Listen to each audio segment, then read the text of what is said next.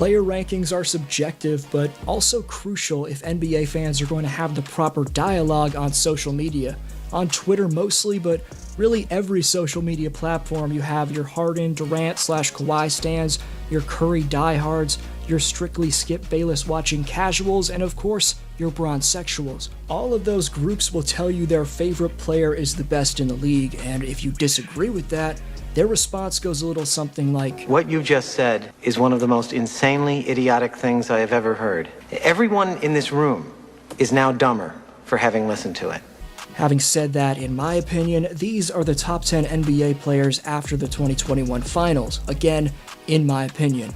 The honorable mentions for this list are Chris Paul, Jason Tatum, Devin Booker, Jimmy Butler, Anthony Davis, and the most highly considered player for the top 10 is Donovan Mitchell. D-Mitch is a proven playoff performer, so you could argue he should be on this list. The Spider's definitely number 11. The man's explosiveness plus improving jump shot could make him a top 5 player in a year's time. Number 10, Joel Embiid.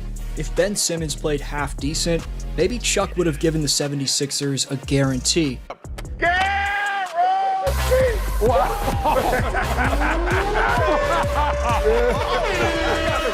Because with a top-notch number 1 option, JoJo, Philly could have gone the distance this year.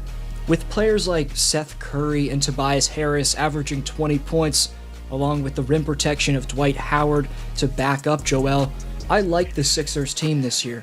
Embiid was an MVP candidate which got disrupted by a meniscus tear, which he went on to incredibly play through in the postseason. Joel's postseason numbers were still damn good despite that injury, but the Sixers lost in 7 in the second round. The exact same thing happened to them in 2019, so Joel has to have more playoff success for him to rank higher. Number 9, Damian Lillard. Dame's also failed to get his team over the top in the playoffs, but based off the fact that he's one of the top players at the deepest position in basketball, gives him the slight edge over Embiid. Also, we can't forget about Dame time. Portland's franchise player has been the clutchest player in the league for a while now. He's on the trading block after saying in an interview that he's, quote, done everything in Portland, so it'll be interesting to see if Dame's in a new jersey by the start of the season. Number 8, James Harden. The Beard's hamstring injury kept him out for the majority of the 2021 season and playoffs, but he did return for the last few games of the Nets series against the Bucks. However, Harden was clearly impacted by a serious hamstring injury and looked like a shell of himself. With his passing combined with the generationally great shot creating, Harden would usually be in the top 5, but after a rocky exit from the Houston Rockets and an injury-plagued campaign, the number 8 ranking felt like the right spot for the former MVP. Number 7, Luka Doncic. Embiid has Harris and Curry next to him. Lillard has another all-star caliber player next to him in CJ McCollum. Luka has Porzingis and Tim Hardaway Jr. That's about it. Still, Luka got the Mavericks one win away from upsetting Paul George and Kawhi Leonard and moving on to the second round. In that 7-game series versus LA, Doncic passed Kareem and LeBron for the most playoff triple-doubles before the age of 23. The Slovenian sensation has earned the reputation of a superstar and a top 10 player. Now, all Doncic needs is some talent around him so he can move up the ranks. Number 6, Nikola Jokic. 3 letters describe why the Joker's one of the best players in the league. MVP. Nikola Jokic is only 26, but he's already the greatest passing center of all time, the face of the Denver Nuggets franchise, and of course, the NBA's biggest jokester. Hello, Homo. He's longer than you. He's he's long, so I'm not gonna say. So close.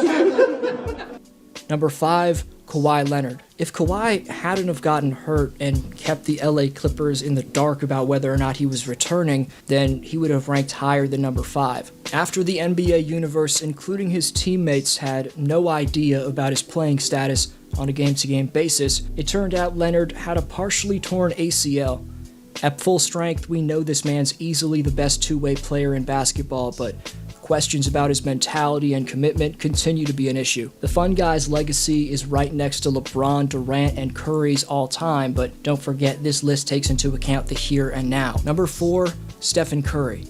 With the second Splash Brother back next to him to start the 2022 season, the Warriors should be able to make a deep playoff run again, but this past season from Curry was just so inspirational, bro.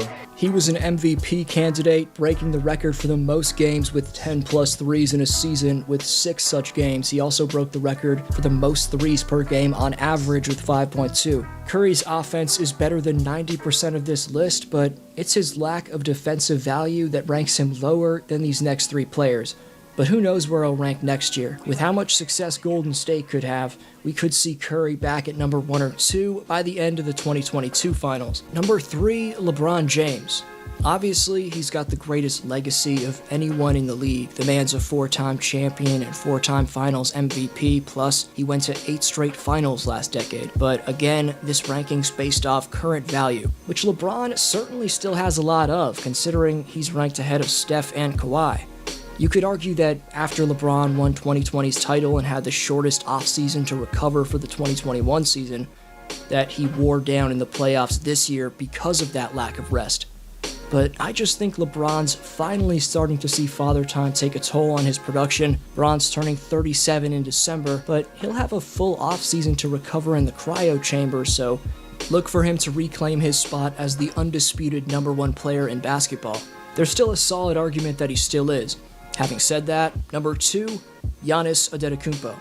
50 points is the most any player in league history has scored in a finals closeout game. Not only did the Greek Freak hit a clutch 17 for 19 from the line and 16 of 25 from the floor in Game 6 versus Phoenix, but it was the beastly 5 blocks that he racked up which proved his dominance. Like LeBron, Giannis is debatably number 1 on this list because we've simply never seen an NBA Finals performance like his. The man's the greatest slasher of this generation, one of the best vocal leaders in the game, and he's also a dominant post-up player. But even Giannis would tell you that number 1 is Kevin Durant.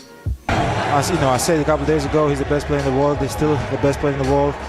And we know coming into this series that we have to do it as a team. There's a reason why Nets coach Steve Nash became a meme for hugging Durant. KD laid everything out on the line and more in the 2021 playoffs.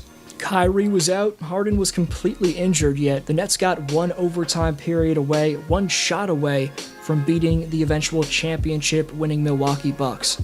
The Slim Reaper played in all 53 minutes of Game 7 against Milwaukee, which was the most minutes in a Game 7 of all time throughout the NBA's 75-year history, but Durant still had the energy to hit this miraculous shot which sent Game 7 to OT. Here is Durant moving on Tucker. He turns, he shoots. Yes! With 1 second remaining. Call Easy Money Sniper a snake for ring chasing all you want, but that doesn't change the fact that he's the most gifted player in the game. His 7-foot frame, brilliant ball handling, and once-in-a-lifetime shot making make the best player in basketball, but that's just my take. Let me know yours in the comments section.